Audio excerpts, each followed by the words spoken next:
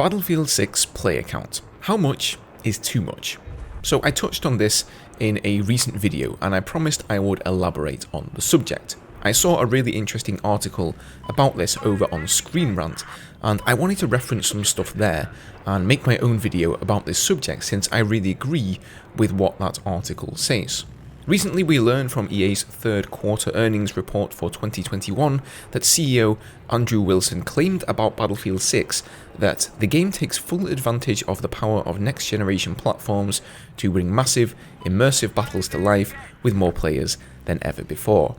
Now, the promise of larger battles is enticing, but at what point do more players become too many players? 64-player lobbies for Battlefield have pretty much become the golden standard. They've been around all the way back as far as Battlefield 2, with DICE bringing 64 players to console with Battlefield 4 for the first time. And now the word on the proverbial street is that Battlefield 6 is going to give us 128 players, both for PC and consoles.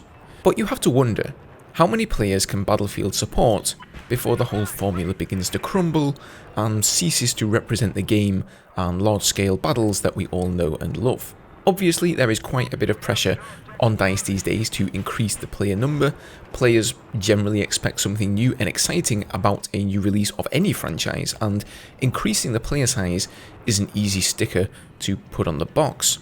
On top of that, with games like Warzone and other Battle Royale titles having over 100 players in a game, 64 players really doesn't feel that unique anymore. It also seems that some of the people over at DICE have been apprehensive in the past about upping the player count as well. In an interview with Game Informer, creative director Lars Gustafsson and senior development director Ryan MacArthur spoke about the direction they were taking on Battlefield 5. It's natural to sit there, even for us in the studio, to go 128 is exactly what we need. I think the most important thing is, does 128 make it more fun? Naturally, we want to constantly push those boundaries, but I don't know if it's the technology holding us back in that regard, as opposed to making sure that when we make something like that, it's not just a number on the box.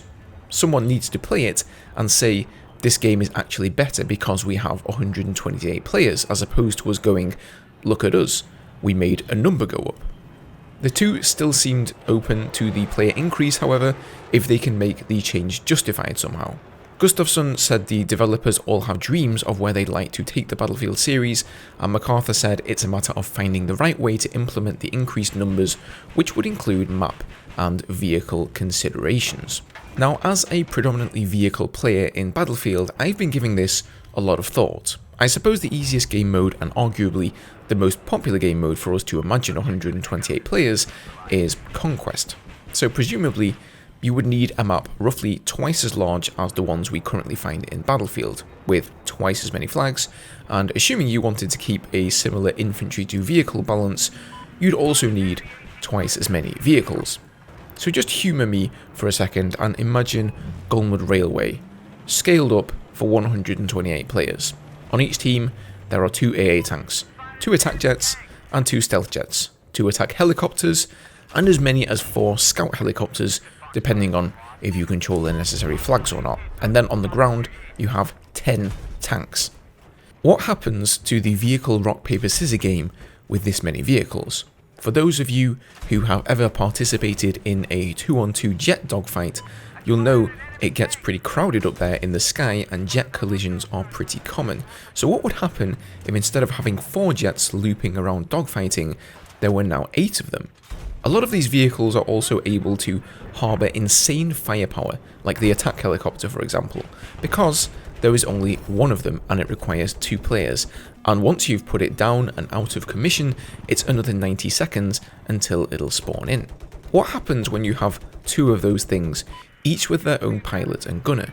What happens when they concentrate all of their firepower on a single flag or on the enemy spawn? These are all questions that need answering. I hope I don't sound too pessimistic here, and honestly, don't get me wrong, I really am looking forward to trying a larger scale Battlefield game, but I'm certain that DICE have considered all of these variables when it comes to balancing their vehicle and infantry play, which is after all a very fine balance, and having any one of them over or undertuned can throw the whole meta out of whack. I suppose my biggest fear is that having more of each type of vehicle will inevitably lead to the dumbing down of vehicle firepower and overall result in you feeling less impactful as a player. Even if you're an infantry player and you don't care about vehicles one bit, this upscaling of Conquest could have a profound effect on you too. It's no secret that working as a squad in Battlefield is the way to go. That's the most effective way to get on a flag and capture it from the enemy team. But if you're a good enough infantry player, you can single-handedly cap flags for your team, and whenever you do, you feel like a proper badass and, as though you're making a real difference to the match. But if you keep increasing the overall scale of the game by adding more and more players and flags and enlarging the maps, at some point you begin to feel like you alone as a player aren't able to contribute much to the game. At the moment you can feel impactful as an individual player, but also as a squad, and that again is a boat that you want to be very careful about rocking. So Conquest is the mode that would work the best, and it could be argued that it's infinitely scalable. But what about the other game modes like Rush that everybody wants to see return? So Rush is generally played on maps specifically designed for it. As you know, one team defends a set of MCOMs, while the other team is attacking and trying to destroy them by planting a bomb. Once the attackers take that point, it essentially becomes their new respawn point and the defenders fall back to their next set of MCOMs. I think if you upscaled Rush to 128 players and had, let's say, 4 MCOM stations each round instead of just 2, it would lose some of its identity, and instead of having that front line of attackers that you had to keep at bay, it'd just devolve into a round of conquest with attackers coming in from all sides.